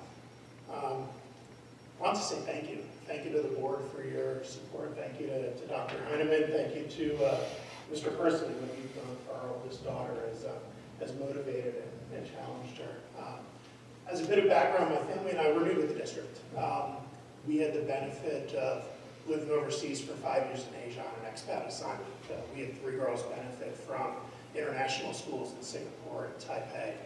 And one of our first meeting here, one of our early days here was last May when we heard the presentation, and I was quite impressed because what you were presenting was what those top schools in Asia were going towards. And what impressed me even more about tonight is how you're taking it one step further. Whether it's the Redbird or whether it's the very rigorous identification process, you're taking it beyond where those top schools are, and that's impressive for me, and it makes me feel like, my tax dollars are really at work here because we are progressing. I mentioned I had 3 students. 1 student is benefiting. I have another student who happened to not place on the test, and we would identify her there. And what I would say is that she had benefited from the binder that her teacher had given her each month to be able to challenge her on some more math problems. So whereas one student is working with Mr. Persley, another student is not.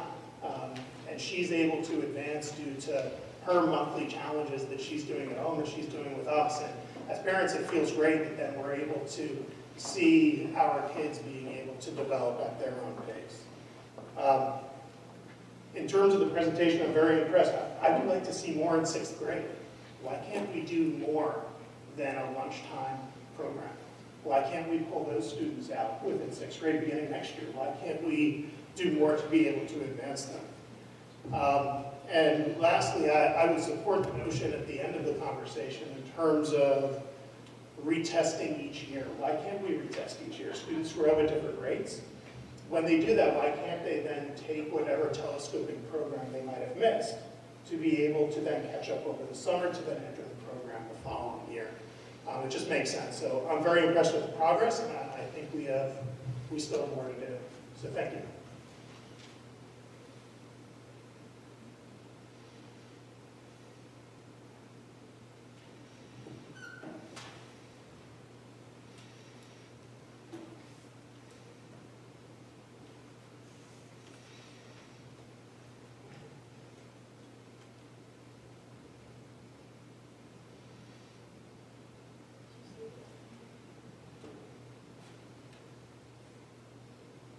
Hi, my name name is Colleen Heineman from 15 Gig Drive. I'd like to reiterate the comments that were already made.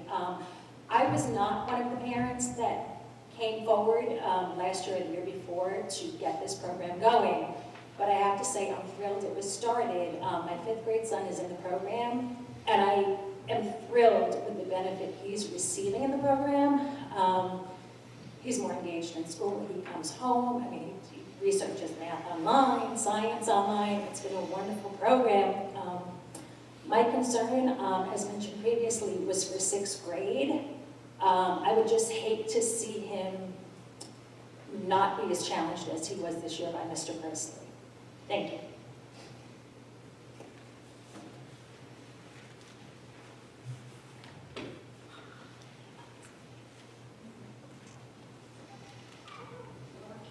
Hello, my name is Maureen Fabiano, 1 Heath Drive. I want to reiterate what everybody else said.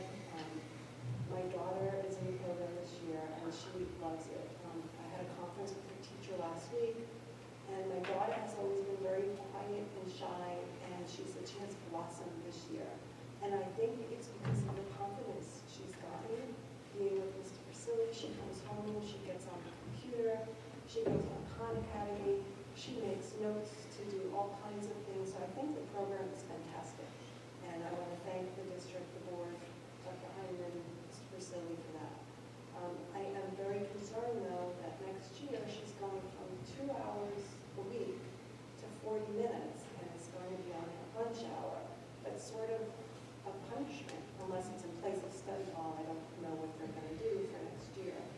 But my concern is that she keep her interest and she keep challenged. I just don't want, at that age, when there's so many different influences coming at them, for her to be not as interested because there's other stuff going on. So I would love to see more in the 6th grade. Thank you.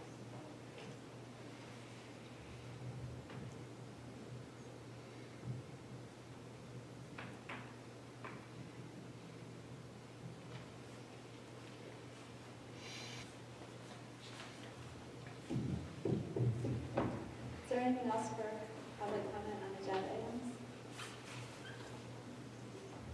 Dr. Heineman, would you like to respond to any of the questions or comments? Real quick, one. Okay. A couple notes here. The one was regarding scheduling. And part of what happened this year was really an informal process almost with scheduling students. And so if there were parents calling a building saying, I wanted my child in this particular class, may that have gone on? Perhaps, I'm not sure. Part of what we're doing this year is, if you look at the cluster grouping model, it's very specific. There are specific steps you take. When you look at student scores and you break them into the different groups, that process is, if you follow that process, it should really disallow for any of the things that are discussed to happen. So I'm hoping that if that did happen this year, that we won't see something like that happen in the future. I myself will be part of the process. I've talked to the principal already about scheduling for next year. So hopefully, being a little hands-on and helping them work through exactly what the model looks like, that will alleviate and address the issue of scheduling, of alternatives to the schedule. Some of the other things, I certainly agree, as I think I mentioned in the presentation, if, to expand the program more requires more resources. And so what I tried to present was, knowing budget constraints of the district, what I think we can do without expanding any further than we currently are. So that's what was offered up for next year for 6th grade was the 40 or 80 minutes, depending on what group, plus some cluster grouping in grade 6 and training for the staff in grade 6. Could there be more? Absolutely, there could be more. But once again, I tried to design a plan that involved the current level of staffing and the current level of programs that we have now. Thank you.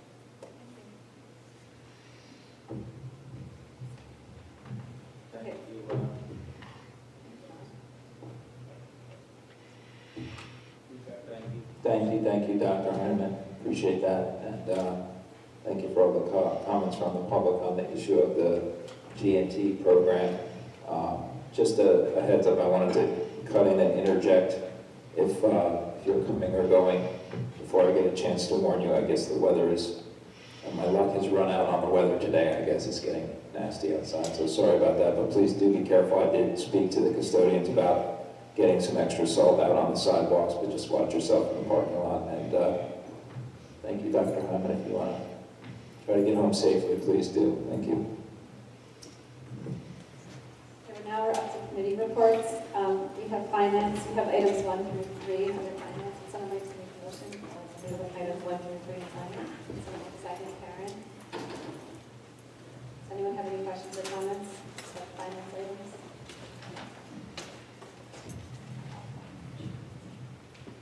Okay, what's number 2?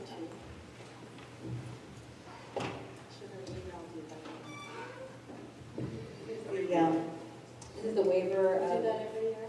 Yes. Right? Okay, that's what I know. And it's saving us money if it would otherwise.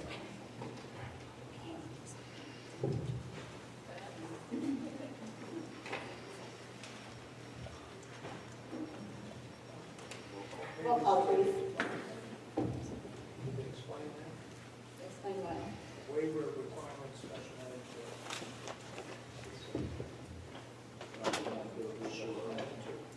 So, there is a initiative by the state with respect to Medicaid and special education.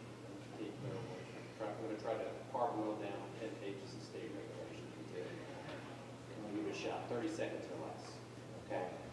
Essentially says that if you have a student or students in your district who are Medicaid eligible, meaning that they meet the income and they choose to participate in this program, and the district chooses to participate in the program, that the state doesn't have to pay us for some of the related service costs that these students might have if they coincidentally also have special education classification there.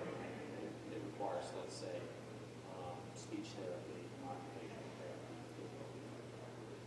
The district is then responsible for tracking what they call moments of contact, so that every time somebody from your staff comes in contact with one of these students in those capacities, which could be you have to track all that, calculate what that cost is in 10 minutes, and apply the federal government. So, as you can imagine, it's a very time-consuming task to track 10 minutes every time. That's why the state permits a waiver to districts that are below the threshold. So if you're less than 40 identified students, this is always a projection.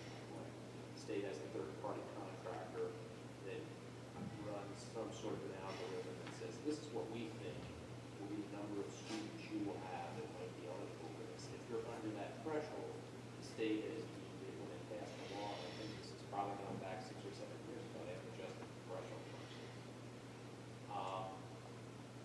If you're under that threshold, you can apply for a waiver because they realize it's actually going to cost you money, which is what Mrs. Cassell was saying. So we're under that threshold, we're applying for a waiver because it costs us more money. The state's not going to give it. It only saves the state money, it doesn't save us. Does that answer your question? Okay. As good as my brain can. I think I went. You went over 30 seconds. Can we have a roll call, please? Mr. Byrne? Yes. Mrs. Smart? Yes. Mrs. Gray? Yes. Mrs. Cassell? Yes. Mr. Fry? Yes. Mrs. Richmond? Yes. Mrs. Shaw? Yes. Mrs. Waldron? Yes. Mrs. McHugh? Yes. Madam President? Bev, do we have anything from personnel to say? We're meeting for our ETAA contract negotiation for the first time tomorrow. Curriculum is meeting Friday. And policy met. We met today. So you can report next time. I actually sent it out 45 minutes before I left the house. But if you want to, Do you want to wait till people have time to because of the read it? weather, we Why don't can. we wait till people have time to read it? Yeah, and we we can can ask questions. we can ask questions. Okay. EPC met on last Monday, February 2nd. We met with PTO presidents and thanked them for coming to the meeting on the delayed opening day. Mr. Mercurian apologized that Monday was a tough trial day, just like today. He explained that he consults with the local police department and the local Office of Emergency Management in making decisions about school delays, early dismissals, and closures due to weather and road conditions. And everybody does the best they can at the time that the call has to be made. Unfortunately, it's not an exact science. And we went over a brief update on the Board of Ed meeting from last Thursday. And he reiterated the comments that were made at the board meeting about park testing. The PTO presidents passed around a list of their meetings, and of note, Dr. Heineman will be giving a district-wide presentation at Liberty Corner School about technology on April 30th at 9 a.m. And we also just briefly talked about a letter that came out last week about the different materials that were needed for the testing. And everything else is outdated. Let's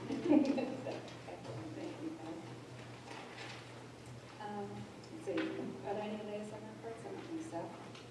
Okay, so now we're up to public forum on other than agenda items. If there's anyone out there, we asked that people keep their comments. We're going to stay around 45 minutes. We don't have a ton of people here tonight, but we want to make sure that we have time to respond and have our conversation afterwards. And the weather's getting really bad. Good evening, Lisa Reppert, 10 Century Ford.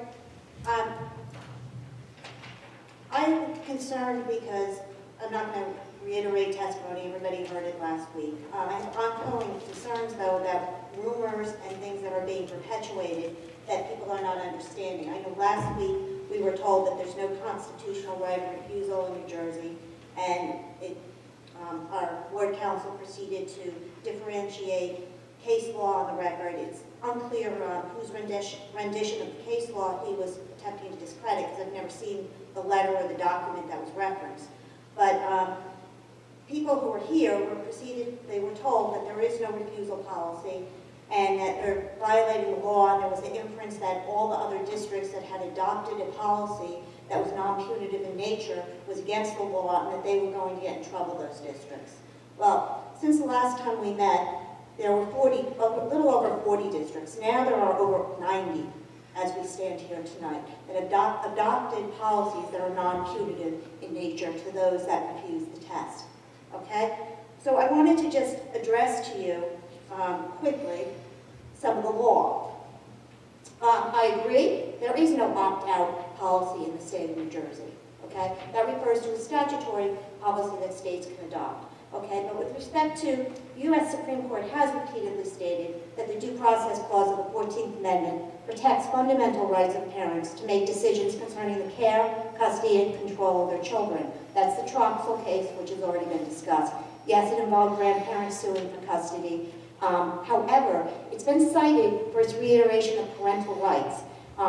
And what that case stood for was a basic principle known as dicta, and it's been repeated in numerous cases.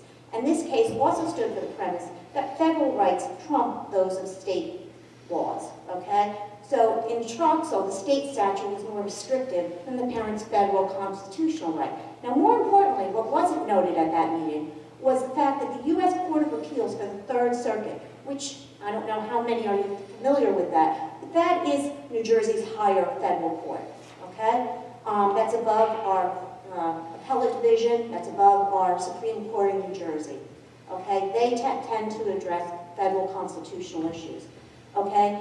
Now, once again, parental rights were recognized in CN versus Ridgewood Board of Education in 2005. Our own Court of Appeals correctly stated that the Supreme Court has never been called upon to define the precise boundaries of a parent's right to control a child's upbringing and education, okay? So, they even said, our own Court of Appeals has said this issue hasn't been ruled on. So to tell parents that there is no right was a misrepresentation.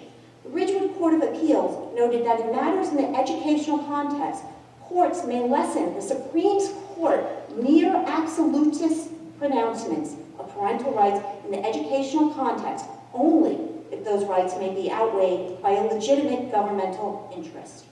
Nonetheless, while recognizing that there may be considerations made in the educational context, New Jersey's U.S. Court of Appeals stated that public schools must not forget that in loco parentis does not mean displaced parents. Okay? In fact, our same U.S.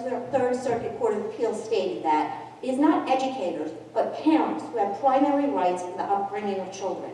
School officials have only a secondary responsibility and must respect those rights. Clearly, this issue has not been decided or ruled against parents who object to testing, which is merely a pilot, as it has not been proven, has no probative value, it hasn't been validated, nor does it count as a grade or a requirement to graduate. Okay? In fact, the ACLU and the Education Law Center transmitted a detailed letter dated January 13, 2015 to Commissioner Hespy at the New Jersey Department of Education, stating that Hespy's attempt to change policy midstream is against the law, and if the DOE continues down this path, that the ACLU will commence legal action against the DOE. The ACLU has also been requesting that any districts that impose a sit-and-stare policy be reported to them, and they are keeping note of it. Okay? So I think that we need to be, I understand you have different considerations, but I have consistently said that I think that we also have to be fair to when people are coming out to these meetings, they hear all sides, and it shouldn't be one-sided.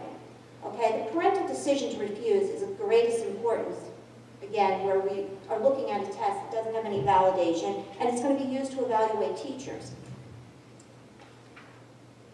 I'm moving ahead just because I know the weather. Now, another thing about Ridgewood that they talked about was compelled speech, okay? Compelled speech, you have a First Amendment right to speak, okay? But compelled speech is a legal doctrine that you can't force someone to do something in violation of their First Amendment rights. So by making a child take a test, that's the doctrine of compelled speech, which is also in violation of the First Amendment, and it's been used in the educational context, okay? Now, the Ridgewood Court stated, in order to compel the exercise of speech, the government measure must punish or threaten to punish protected speech by governmental action that is regulatory, prescriptive, or compulsory in nature. I'm just asking that you look at this and you realize that there are two sides to this argument. And it has been clearly set forth by our New Jersey Court of Appeals that this issue has not been decided. And to reflect that there is no constitutional right to represent that to our audience, I don't think that was fair. If it was an attorney's opinion, then you need to say, this is my opinion, and there may be other things. But the people who are here in the audience, I feel that it's not fair to represent before them that type of thing. In addition, It's been over 5 minutes now. well, I'm trying to go, but this is important. And you guys We're going to be talking, I think. No, you know what, it is important, because I want to talk about the Strauss, the facility that we paid to develop We're going to respond policies. to this issue in a minute, so I think we I have can, information for you. Okay, but also, our district paid Strauss Esme Associates to develop policy, okay? We'll adjust that in a little bit. Okay, well, recently, Could you let the next person come up, please? no, I need to finish, okay? I feel these are important issues. We've given you the 5. Yeah, we have a lot of information we want to put out. But there is a district board policy that you said that there is no limitation on people speaking. These are important issues. And what happened is, We have the right to put a limitation if we want to, so. okay, but that's not what your policy Really says. quickly, please. Okay, I'm trying to, but I think these are important points, and I think you would agree what I'm talking about here is important for the board to hear. Now, Strauss Esme had already developed a suggested policy, and they had said in their policy alert, there shall be no disciplinary consequences imposed upon a student who does not participate in a statewide assessment.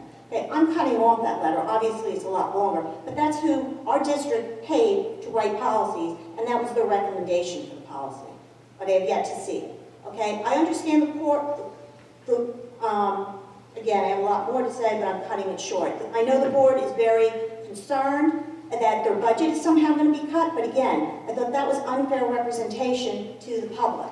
Because, number one, The budget has already been, the state has already issued what it's going to award to the various districts for 2014 to 2015. It's published, what Livingston's getting, what Milburn's getting, what Bernard's is getting, okay? Right now, we're listed for $3,172,646 in state aid, which is the formula aid, I understand. Can we please wrap it up? Thank you. Okay, I gave you a couple more minutes. We have a lot of information we need to discuss tonight, and it's snowing out. We're going to respond to this. Thank you. The problem is that you allow the newspaper to put in that we're at risk of losing 6 to 8 million, and it's false. We're gonna address It's that. absolutely We're going to address false. that. We're going to address that. Thank you. You know, well, that's why I think it's important that if somebody's threatening our district, Excuse me, we need to be please let told the next who it person is, who said it, and to whom. Because that's not right. I want to thank you for your input, very interesting. Thank you, and I will send it to the board as well, but I think it is very important that a public record be made of all these concerns.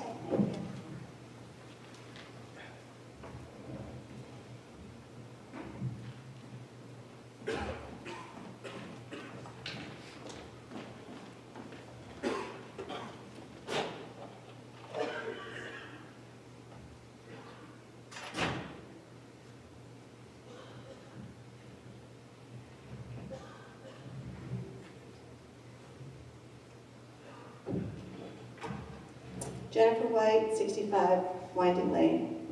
I will be brief. 3 weeks from today, Berners Township Schools will begin administrating the park.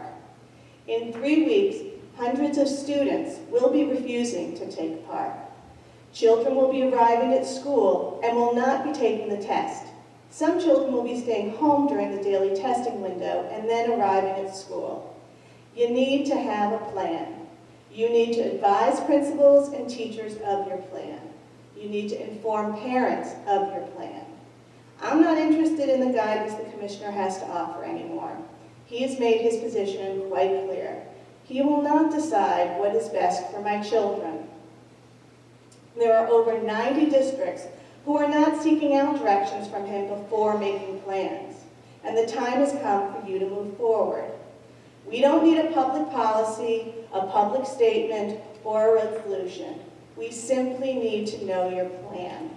You need to notify each and every parent who has sent you a refusal letter and inform them of the non-punitive ways the refusals will be handled. We need to know where our children should report, since they will not be taking the PARC test, to their classroom, the library, the cafeteria, to the gym, and what, if anything, that they should bring with them. We need to be provided with the testing windows, not simply just the dates, so that if we choose to keep our children home, we know what time they should arrive at school following the completion of daily testing, and that they will not be marked tardy. We get that you are all afraid to take an action that might hurt our district, and we see that you've been crippled with fear, even though so many other districts have been able to provide their community with answers. This has been made crystal clear to us. But regardless of your fears, I am not afraid to do what is best for my children. And the bottom line, my children and many others will not be taking this test, so you need to figure out a plan. I think it's very sad when the people we've entrusted with our children and their education have allowed fear to cripple them from making decisions. Our community has been overwhelmingly vocal on this issue, and yet here we are. 3 weeks from the test, so many unanswered questions. I think it's very sad.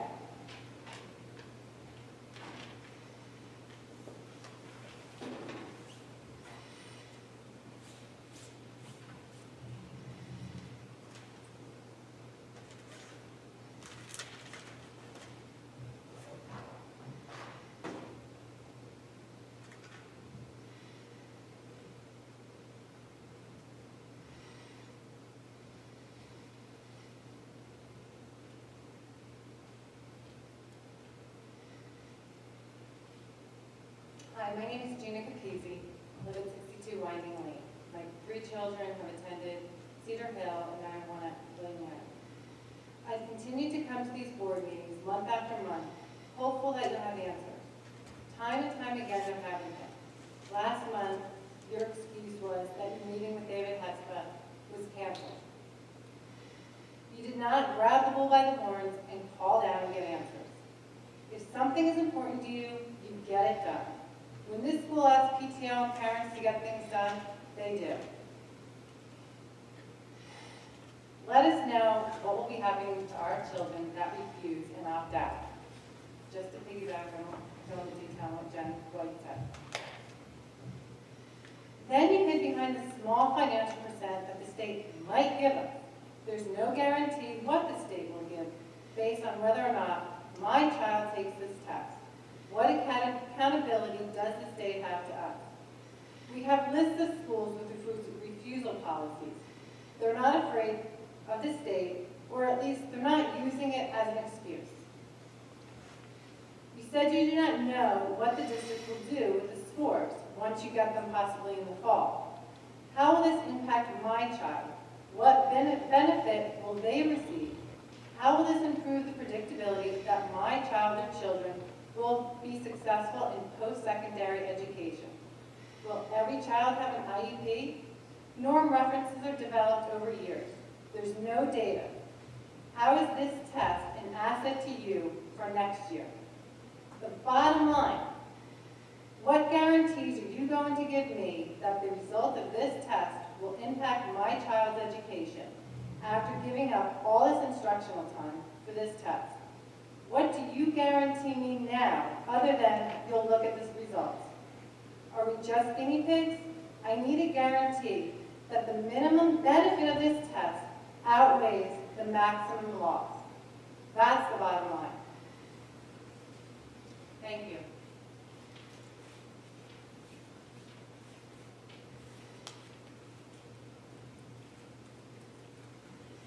Is there anyone else for public comment? Okay, I'll close public comment at this point.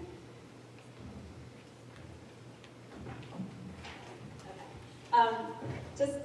I'll just say that based on a couple of the comments, I don't think that any of us are crippled by fear. I think we're trying to be responsible, and like we have been trying to meet with the commissioner for 2 months. We've been persisting the whole time. We did finally have the meeting today, just so you know, but he's an elusive guy to track down. But we did. We had the meeting. I'm going to say some things in the beginning. Some of it's my opinion, so I'm not speaking for the whole board in all of what I'm saying. And some of what I'm going to say is that we're going to fill you in on the conversation and the questions that we did ask the commissioner. The assistant commissioner, Barry Ehrlichson, was on the phone too, and Mark Padron, who was at our meeting last time, the State Board of Education president. So the three of them are on the call with us. But I'm going to start off by just kind of recapping some things. But be patient. We are going to discuss what our plan is, at some point after I stop talking. So try to be patient with us. As we've explained, numerous times, for those of you who have been at these meetings, state statute requires that our district administer the test to all students. State officials and our Board of Education Council and many other Board of Education Councils across the state have interpreted this language in the state code to mean that all students are supposed to take the PARCC test. There is no mechanism that exists for accepting requests for refusals. Strauss Esme is our policy company that we asked to write us policies. They work for districts. Districts ask them to write a procedure. It wasn't a policy, so they wrote one. It doesn't mean that that we adopt something just because they wrote it. However, we understand that there's no legal mechanism established for accepting